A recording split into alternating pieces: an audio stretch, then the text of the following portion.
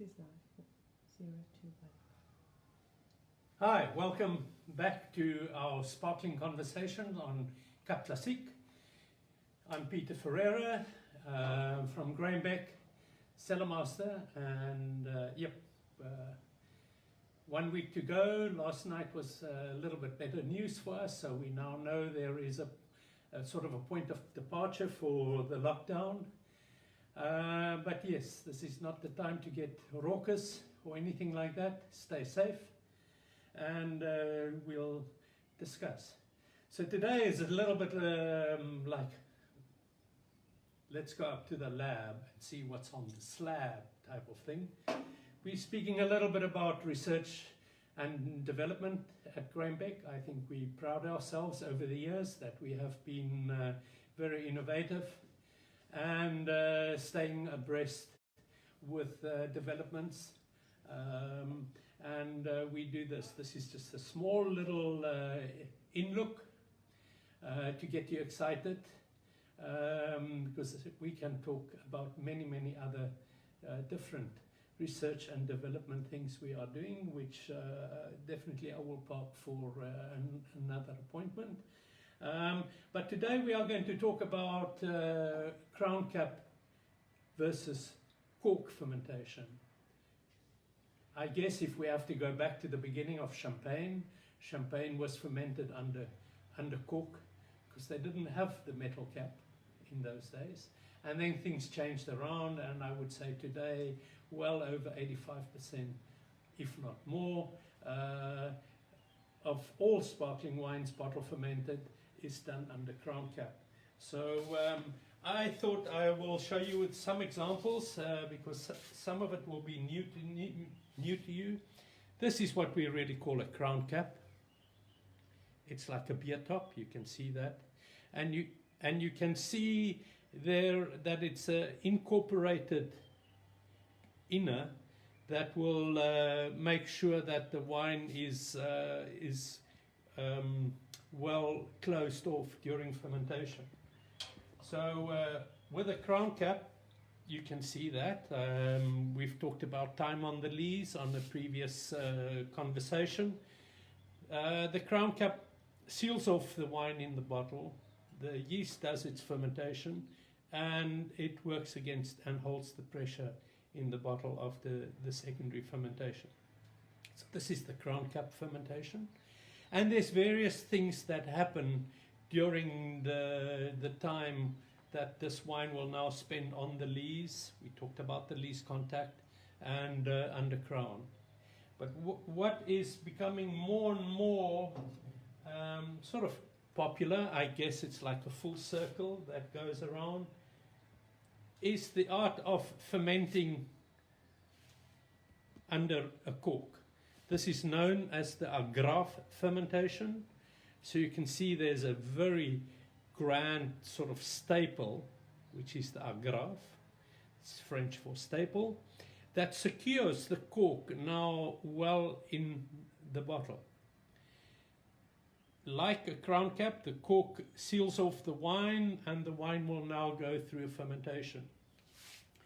Now, it was interesting. Yesterday, I joined a Zoom meeting to people in Spain, also talking about their experiences that they've had and the different characteristics that develops. What we do know today is that under cork, because of the natural construction and flavors that's in the natural cork, definitely imparts character into a wine, where the crown cap is sort of sterile, if I can give you that analogy. So under crown cap it's quite sterile, and under cork you get the interaction of the fermentation with the cork, and there's certain ellagic tannins and vanilla flavors that is imparted into the wine, and definitely gives the wine a complete different profile. Now this doesn't really happen over time or only after 3 years. The difference is quite immediate.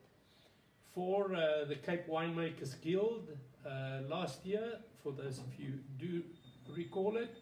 I actually did a very interesting lot where we had 3 bottles under crown cap and 3 bottles under cork fermentation, and we sold that as a parcel. It created a lot of interest, and yeah, it is still amazing how these wines do differ from one another.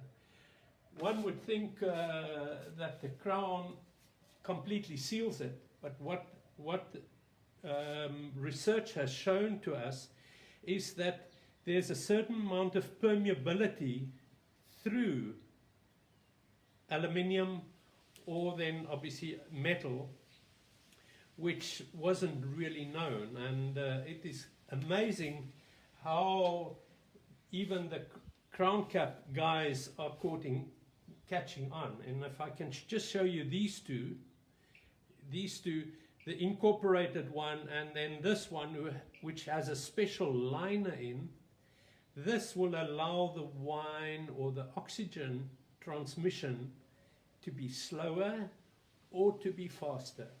So the difference even between 2 different crown cap closures is also quite dramatic.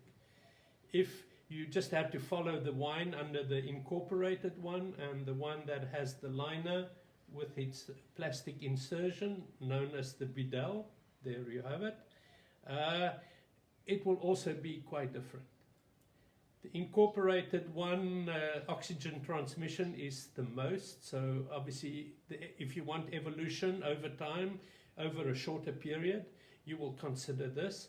And when you have the insertion with a different liner, it's a little bit like the Stelvin closure for screw caps, you can change the rate of oxidation over time. So it's quite dramatic of how things do change and give you different flavors. So on another occasion, we can do the à la volée, where we can compare a crown cap versus cork fermentation. One of our winemakers, Classique winemakers, is Paul Gerber. He is at Colmont, and he's actually doing his master's degree on the effect and the amount of different flavor the wine picks up during the secondary fermentation.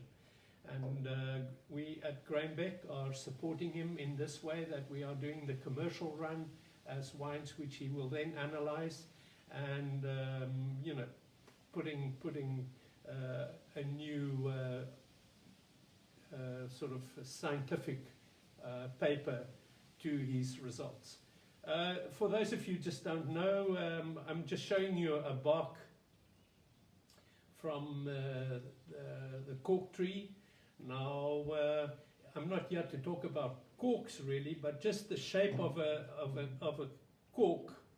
Again, last week we discussed how you can determine whether wine was a short time on cork or a long time on cork. A sparkling wine, Classique cork, starts as a cylindrical one, just as this wine cork looks like. And then you have the wine or the cork coming back to flaring out as it still has some memory. And obviously the longer it stays on cork, the thing. So the importance of using the cork for the secondary fermentation is that you have to use a slightly wider diameter cork to start off with. And also the insertion of the cork is about 2 to 3 millimeters deeper than you would do for a natural wine. It's just normally time on the lees with cork fermentation is considered to be 3 years and longer. Is that wine or the cork will withstand the pressure and sort of keep this shape for a much longer period to obviously secure all the bubbles in the bottle. So enough said. Those of you who are lucky to find these, you would see it's Crown Cap versus Agrafe, and it is there to discuss for another time.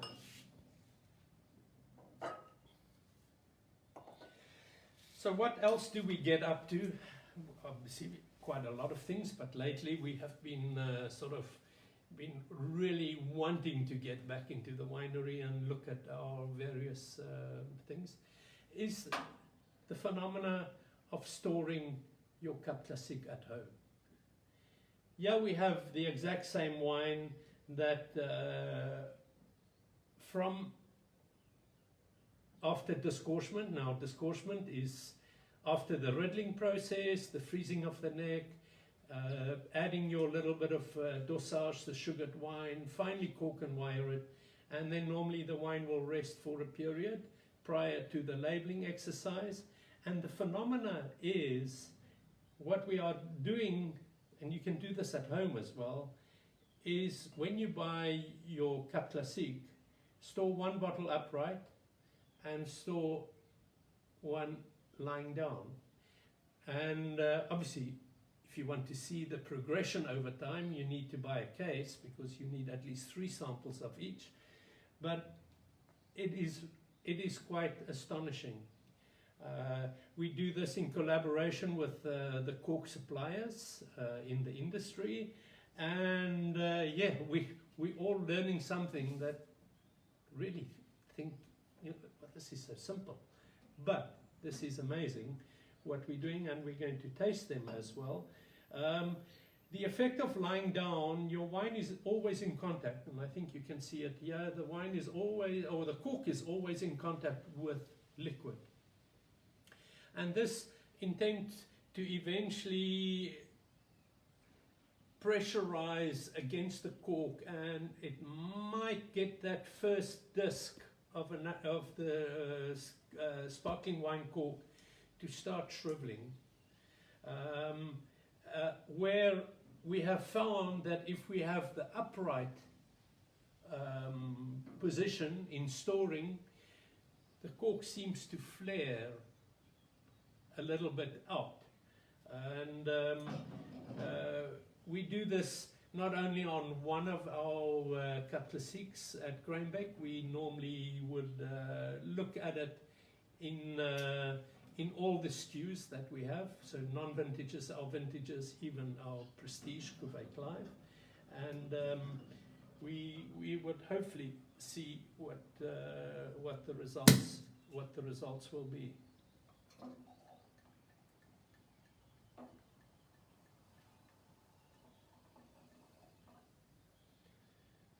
So that is the upright. So with the upright, as you see, the bottle will be on your left,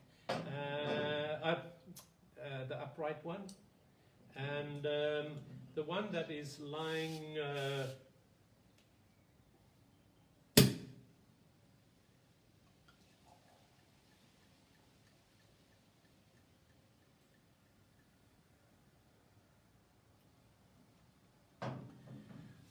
so there you have it, and we will just you know, once the cork has come out of a bottle, it sort of is in shock. So during the talk, I will revert back to the shapes of the cork once we've tasted. Now, because it's the same wine, discoursed on the same day, the effect and the development looks very similar. There is very, very little difference.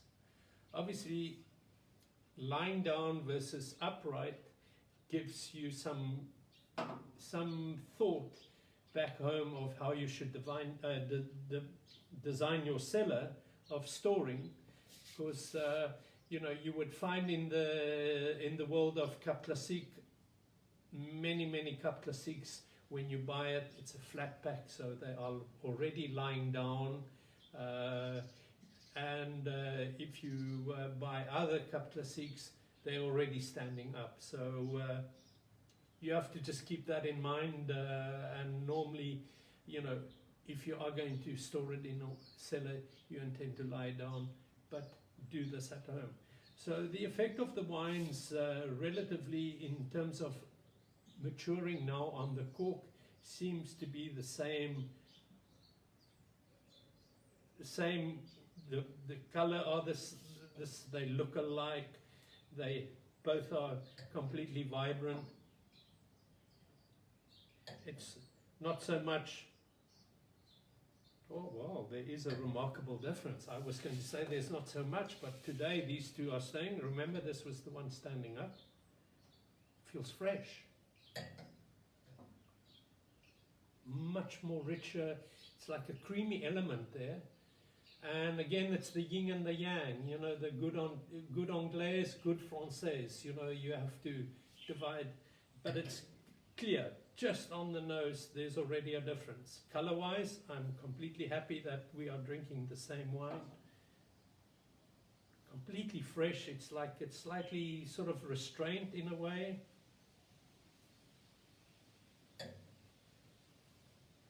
Oh man, how glad I am it's 12 o'clock. Anyway, get back to business. The nose is remarkably different. Creamy textures, it's something that a lot of people would like. And, you know, this wine is still much fresher.